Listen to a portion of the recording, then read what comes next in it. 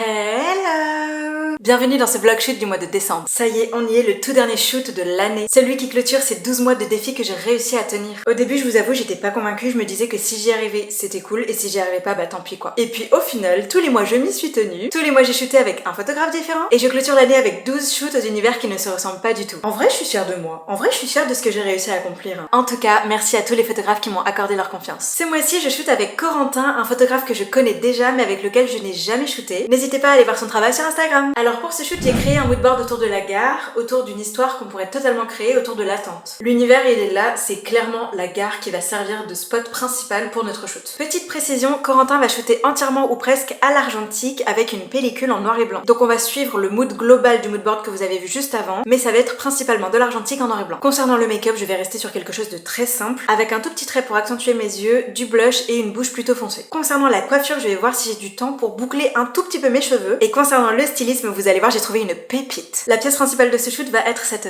veste qui est hyper longue, genre vraiment très longue, couleur bordeaux comme ça, elle est magnifique. Ça va rentrer parfaitement dans le moodboard de ce shoot. Avec ceci, je vais porter ces talons trop beaux aussi qui vont aller parfaitement ensemble parce que les deux sont brillants, ont une finition brillante comme ça va être trop beau, ça va être trop beau. Bon bah c'est parti, on se retrouve tout de suite pour le shoot, le dernier shoot de l'année. Du coup, niveau bouclage de cheveux, ça donne ça, et niveau tenue, ça donne ça. Par contre, au niveau du make-up, il y a un truc que j'ai complètement oublié. La bouche foncée. J'étais tellement à la bourre. Là, Quentin, il est en train de m'attendre. J'étais tellement à la bourre que j'ai complètement zappé. Voilà. Voilà la fameuse gare et Cook qui m'attend juste là. Là, tu vas faire quoi là? Là, en gros, je vais charger ce bad boy qui est un Nikon qui appartenait au grand-père de ma copine. Ok. Qui là, un peu plus de 60 ans maintenant, je pense. Et ensuite, on va choisir quelle pellicule je mets dedans. Je pense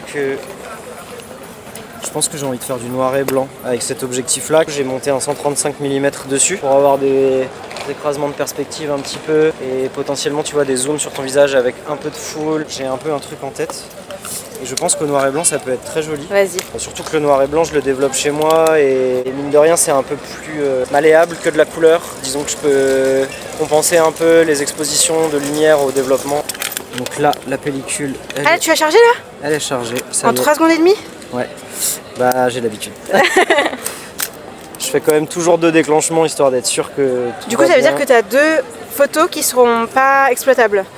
Pas vraiment parce qu'en fait les fabricants de pellicules ils prévoient toujours une espèce de marge pour justement les personnes qui sont moins à l'aise et qui vont un peu plus galérer à attendre le film, à le mettre dedans. Donc là en gros je sais que je commence vue 1 et que tout est bien enclenché, que tout va bien. Le seul problème de l'argentique c'est pas comme au numérique, c'est-à-dire que t'as vraiment genre un boîtier pour chaque situation. Là j'en ai 3 du coup pour ce shooting. Ah oui! Un Polaroid, mon Canon 35-80 dans lequel j'ai 11 photos à finir sur une pellicule noir et blanc en 200 et ce boîtier là avec mon 135 en noir et blanc et après dans celui-ci je viendrai mettre une pellicule couleur. Ton boîtier numérique t'en as un seul, potentiellement t'as 2 ou 3 objectifs mais du coup tu changes juste ta couleur ou tes ISO ou tes machins. Là faut vraiment avoir un truc pour chaque situation donc c'est plus encombrant. Mais bon, c'est quand même très cool. J'aurais quelques petites questions à te poser. Est-ce que t'es prêt? Ouais. Trop bien, il est pas du tout stressé, franchement, c'est... Ma première question, c'est qu'est-ce qui te plaît le plus dans la photographie argentique? En d'autres termes, pourquoi l'argentique? En gros, j'ai commencé avec l'argentique via un ami à moi qui lui fait de la photo au collodion. Donc c'est encore un procédé des années 1800, donc encore plus ancien que l'argentique. En le voyant faire, je me suis dit bon, ça c'est peut-être un peu too much, mais j'ai envie de me mettre à la photo. Je m'achète un petit boîtier. À l'époque, j'ai acheté un Canon AE1. Pour ceux qui connaissent, c'est vraiment le boîtier parfait pour débuter. Très peu de réglages, mais quand même suffisamment pour être un peu à l'aise et faire un peu des photos qui nous plaisent. Et en fait, l'argentique, pour moi, il y a quelque chose de tangible, tu sais, Ouais. De concret. Ouais, t'as un support physique, que ce soit la pellicule, que ce soit ton tirage photo, le fait de devoir la développer, de la scanner. Et puis en fait, plus je m'intéresse à l'argentique, plus ça me fait me décliner vers d'autres supports. Le Polaroid maintenant, il y a tellement de choses avec l'argentique, que ce soit du 35 mm, du moyen format, du 110, de la sténopée, c'est un peu infini. Donc voilà, c'est ce qui me plaît dans l'argentique, le fait que ce soit physique et que ce soit un procédé hyper intéressant et presque infini en fait. Maintenant, qu'est-ce que tu trouves le plus difficile à photographier en argentique? Ah, c'est une bonne question. T'as vu ça? Ouais. Et spécifiquement en argentique. Ouais, spécifiquement en argentique. Ok, pour moi ce serait les concerts. J'en ai fait un peu cet été et c'est quelque chose que je développe beaucoup, mais pour le coup je me suis acheté un appareil numérique quand je suis appelé en tant que photographe sur des festivals ou des concerts, parce qu'en fait je me suis rendu compte que même si ça fonctionne très bien l'argentique en concert, il y a quelque chose quand même de beaucoup moins permissif, dans le sens où en fait t'achètes une pellicule 36 vues, t'as 36 poses pour ton concert et c'est tout. Tandis que quand tu vas shooter un festival ou autre, t'as quand même envie de pouvoir revenir sur tes photos en direct, pouvoir faire le point comme tu veux, ajuster tes réglages comme ce que tu souhaites avoir, ce qui est un peu plus compliqué à faire avec de l'argentique. Pour moi ce serait la photo de concert, même si j'en ai déjà fait pas mal et ça s'est toujours très bien passé, mais c'est vrai que c'est un petit challenge. Et maintenant, si t'avais un lieu, une marque ou une personne que tu rêverais de shooter, ce serait quoi? Je peux faire les trois? Vas-y, Ok, tu peux faire les trois, ouais. Alors le lieu que je rêve de shooter, il se trouve que j'y vais en mai, c'est New York. Oh, c'est incroyable. C'est incroyable. La première fois de ma vie que je vais à New York et c'est un peu le berceau de la photographie de rue. Moi je pratique beaucoup la photo de rue. Pour ceux qui savent pas, c'est vraiment se balader en pleine ville et photographier des inconnus, trouver des scènes de la vie de façon spontanée. Et donc j'ai très hâte de... Bonjour. Il y a un train qui va arriver, c'est ça? Un tout petit peu? Oui, on se décale un petit peu. Ah bah d'accord, ouais, pas de c'est soucis, bien sûr. D'accord, ça marche. Allez. Oui, pas de soucis, merci. Merci, c'est gentil.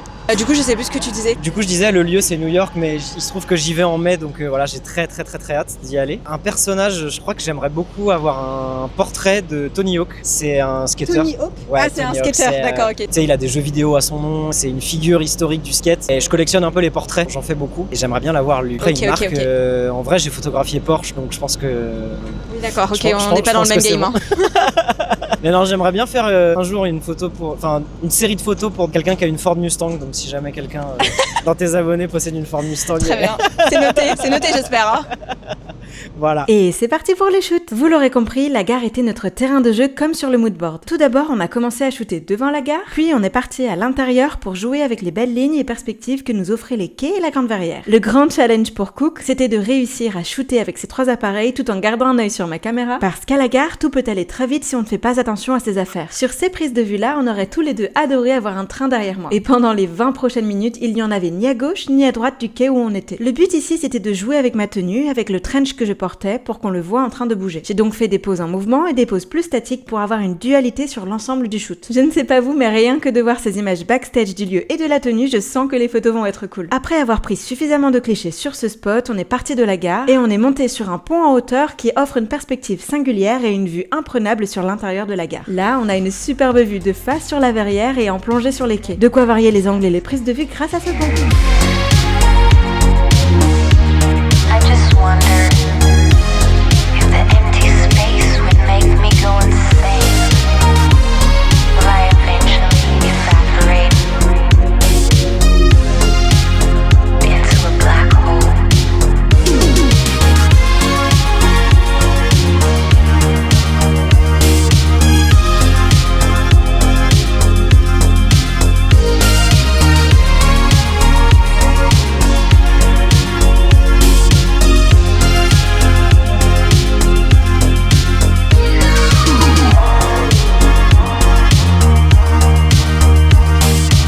Like if I was an astronaut, I definitely wouldn't still be here. But for now, I'm here. Et maintenant, on passe tout de suite au point matos. Alors. Avec quoi tu shootes, monsieur Corentin? Aujourd'hui, j'ai le Nikon F, qui est un vieil appareil argentique sorti dans les années, je vais pas dire de bêtises, de mémoire, dans les années 60-70. Son nom est gravé sur l'arrière de l'appareil carrément. Ouais, c'est l'appareil du grand-père de ma copine. Donc le papa de ma copine m'a permis de l'emprunter et de shooter avec. Je l'aime beaucoup parce que là, je lui ai mis un objectif 135 mm et c'est vachement bien pour ce genre de lieu, typiquement les gares, pour permettre à ce que Nora soit un peu loin, que j'ai un écrasement de perspective et quand même du détail sur elle parmi une grande foule. Dans le Nikon, j'ai mis une pellicule noir et blanc. Donc ça, c'est pour le premier matos. Le premier, attention, la série est longue.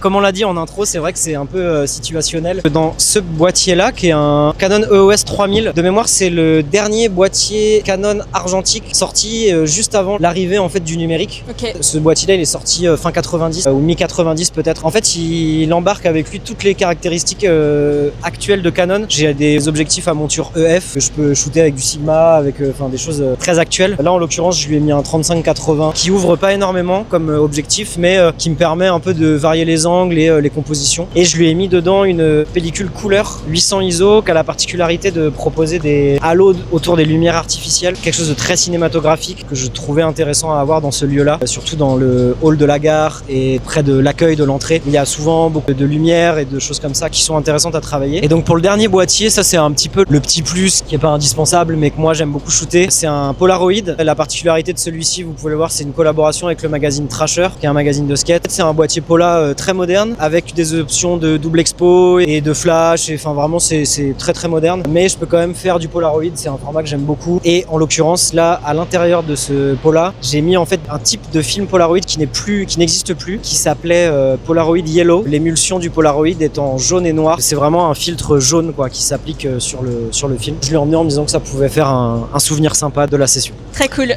Voilà. Alors juste avant de vous montrer le résultat, je vous dévoile les backstage du développement des pellicules qu'on a utilisées pendant notre shoot. Alors, faut savoir que la première étape, pour une raison évidente, je ne peux pas la filmer. À savoir, j'insère ma pellicule sur ce qu'on appelle la spire, petit mécanisme que je viens fixer dans la boîte noire que vous voyez à l'écran. Et donc cette boîte, elle est hermétiquement fermée, elle ne laisse pas passer la lumière et c'est via un trou au sommet que je viens verser mes différentes chimies. Je commence toujours quand même à la rincer à l'eau, simplement parce que des fois il y a des petits résidus, des choses comme ça permet de cleaner un peu la pellicule. Comme ça, les chimies vont un peu mieux adhérer dessus. Donc, une fois que j'ai bien rincé ma pellicule, je viens mettre le révélateur. Ça, c'est une chimie qui permet en fait de faire apparaître les images sur la pellicule. Toutes les 30 secondes à peu près, je viens agiter la boîte pour que la chimie se répartisse équitablement sur toute la pellicule et ne stagne pas en bas pendant 9 minutes. Une fois que le temps de révélation est passé, je rince à nouveau ma pellicule pour que, en gros, la chimie de révélation ne soit plus du tout sur la pellicule. Et ensuite, je viens verser mon fixateur, qui est une chimie qui vient fixer le résultat final sur la pellicule et c'est à partir de ce moment-là que ma pellicule est exposable à la lumière du jour sans qu'il y ait de dégradation de l'image dessus. Une fois que le temps de fixation est passé, je viens mettre une petite goutte de savon. On peut mettre du vinaigre blanc mais je préfère le savon, ce qu'on appelle le bain d'arrêt. En gros là ça vient vraiment stopper absolument toutes les opérations chimiques qui ont eu lieu sur la pellicule. Et voilà, il ne reste plus qu'à mettre à sécher la pellicule avant de pouvoir la numériser. Merci Cook pour les explications et je vous laisse tout de suite avec le résultat. Et on commence avec cette première sélection avec la pellicule couleur. Cook l'avait dit un peu plus tôt, c'est celle qui propose des halos autour de points de lumière artificiels pour un rendu très cinématographique. Et je dois dire que ça fonctionne pas mal comme on peut le voir sur celle de gauche. Je ne sais pas si vous le voyez, mais il y a ce grain très particulier propre à l'argentique que j'aime beaucoup. Et ce grain se retrouve aussi sur la pellicule en noir et blanc avec cette sélection que j'adore. Celle du milieu, c'est vraiment ma préférée de la série avec ce rendu comme sorti d'un film, avec cette perspective très écrasée des bâtiments d'arrière et cette barrière qui vient équilibrer le tout. Bref, ma préférée. Et vous, laquelle vous parle le plus? Dites-le moi en commentaire. Et n'hésitez pas à nous suivre sur Instagram pour voir les autres photos du shooting. Ouais, c'est pour le plaisir, ouais. C'est Daily Nora. Ouais, D-A-I-L-Y Nora. Ouais, tout est collé. Alors juste avant la fin de la vidéo, je vous ai pas montré. Regardez-moi ces petits bébés. On arrive à la fin de cette vidéo, j'espère que vous aurez aimé ce shooting avec Corentin. Je termine cette vidéo en disant encore une fois à quel point je suis fière de moi et à quel point je remercie tous les photographes qui ont participé à ce défi. On se retrouve très vite pour une nouvelle vidéo et en attendant on se dit à la prochaine.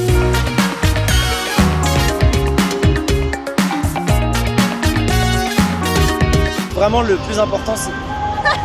Voilà, c'est pas possible. Faites des tournages dans les gares, moi je vous dis. Hein. Le train qui passe là, on l'a attendu pendant tout le shoot. Et c'est que à la fin, quand Cook il est parti, qu'il y a ça. Non mais...